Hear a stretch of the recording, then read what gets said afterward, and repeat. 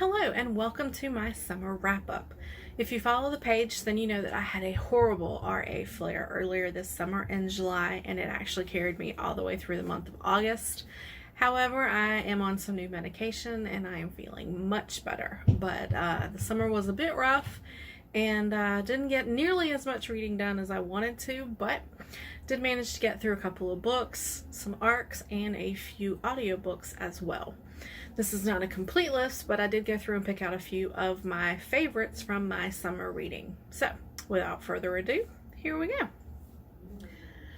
Book one on the feature is by author Melanie Gilbert. She's taken a leap into fairy tale retellings, and in her first book of the Fae Brothers Ever After series, in Midnight, she has created a symbolic retelling of Cinderella that incorporates fae, shifters, and other magics in this present-day fairy tale.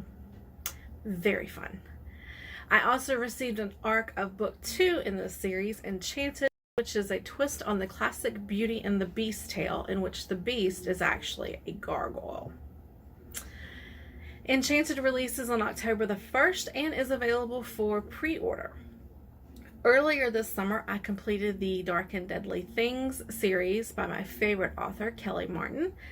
In Dark and Dangerous Things, she delivers a spine-tingling, thrilling conclusion to the 5-book series. If ghosts, hauntings, and demons are your thing, then this creeptastic series is fantastic and perfect for you. I highly recommend you check it out.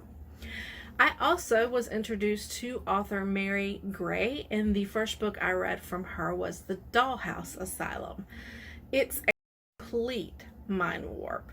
It has undertones similar to Hitchcock and King, and the author delivered a twisted psychological thriller that is most assuredly not for the faint of heart.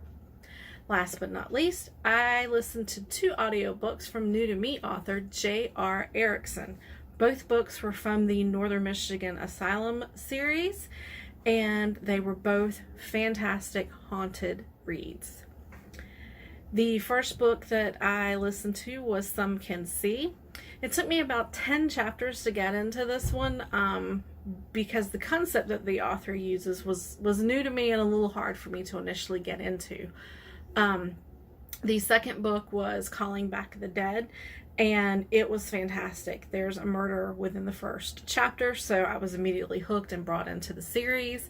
It has ghosts, a haunted house, a possession, all the things I needed for a fantastic haunting tale.